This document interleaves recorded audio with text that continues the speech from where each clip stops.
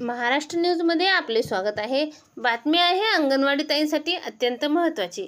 काय आहे बातमी पाहूया। तत्पूर्वी आपण आपल्या चॅनलवर नवीन आहात तर चॅनलला सबस्क्राईब करण्यास विसरू नका व पुढील बेल आयकॉनवर क्लिक करा, म्हणजे असेच लेटेस्ट अपडेट आपल्यापर्यंत येतील।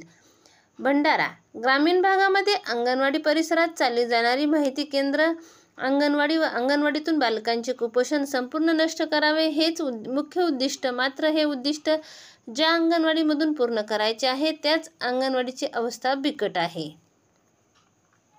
अनेक अंगणवाडीचे जागेअभावी व निधीअभावी इमारत बांधकाम झाले नाही। अशा परिस्थितीत जिल्ह्यातील अंगणवाडी डिजिटल होणार काय? 187 इमारती निर्लेखनात आणि ग्रामीण भागात 187 इमारती निर्लेखनात आहेत, म्हणजे नादुरुस्त आहेत। त्यापैकी 50 अंगणवाडी केंद्राला मंजुरी मिळाली आहे। मिनी अंगणवाडी केंद्र 109 पैकी 100 अंगणवाडी केंद्र भाड्याचे आहे, त्यांना स्वतःची इमारत नाही। अंगणवाडीमध्ये काम करणाऱ्या सेविका व मदतनीस यांच्या समस्या जशा कायम आहेत तशाच आहे। अंगणवाडीची ही समस्या सुटलेली नाही। परिणामी अंगणवाडीत शिकणारी बालकेही त्यांच्या हक्कापासून दुरावली जात आहेत। या अंगणवाडीमधून पूरक पोषण आहार, लसीकरण, आरोग्य तपासणी, संदर्भ सेवा, अनौपचारिक पूर्व शालेय शिक्षण, आरोग्य आहार शिक्षण कार्य अंगणवाडी सेविका मदतनीसांना करावे लागतात, कारण स्थानिक अंगणवाडी ही ICDSच्या आधारशिला आहे। खरं तर ICDS सेवा त्यांच्या केंद्र विशाल नेटवर्कद्वारे पुरवली जाते, त्याला अंगणवाडी म्हणतात।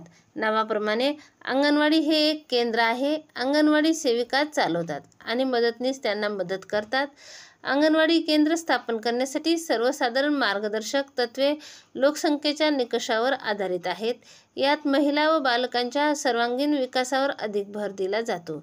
3 ते 6 वयोगटातील बालकांना पूर्व प्राथमिक शिक्षण देणे, तसेच माता बालकांचे आरोग्य, आहार, कुपोषण व अन्य बाबीकडे लक्ष पुरवणे आदी कार्यांचा समावेश अंगणवाडी बालकांमध्ये होतो। याशिवाय पालकांना वेळोवेळी मार्गदर्शन करणे, ग्रामीण भागातील महिलांना आहार, आरोग्य याविषयी योग्य मार्गदर्शन